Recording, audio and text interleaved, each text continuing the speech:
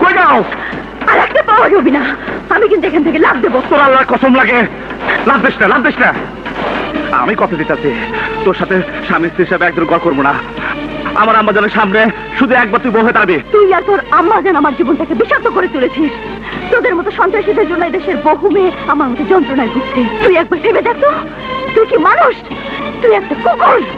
আজ তুই আমার যা খুশি তা বইলা গালিতে আমি মানা নিব, শুধু একবার তুই বউ বেশ আমার সাথে যাবে। যাবো না, যাবো না, যাবো না। তুই আমার লাশ নিয়ে যেতে পারবি। তুই যদি এই মুহূর্তে এখান থেকে চলে না যাস, তাহলে আমি এক্ষুনি এখান থেকে লাভ দেবো।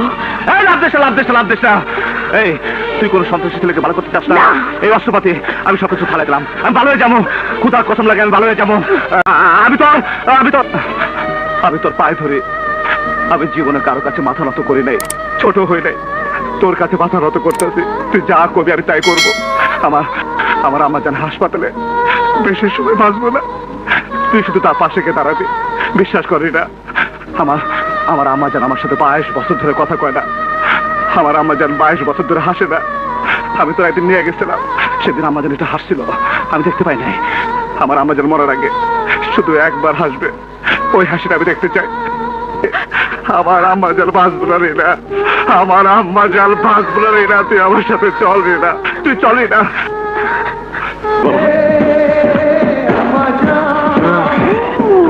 কালাম তুই? আমি মরি নাই তো। যাইতে দেব না। কালাম সর, আমার আম্মা জান আমার বড় দেখবো। আমার কোনো অস্ত্রপাতি নাই, আমি ভালো হয়ে গেছি। আমার আম্মা জান আমার বড় দেখবো। সর কালাম। কালাম কি করলি? ছি ছি ছি, তুই পিছন থেকে আমার গুলি করলি?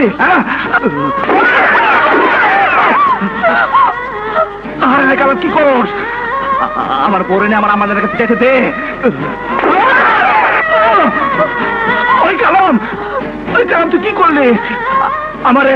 আমার যেতে দিবি না আমাদের কাছে?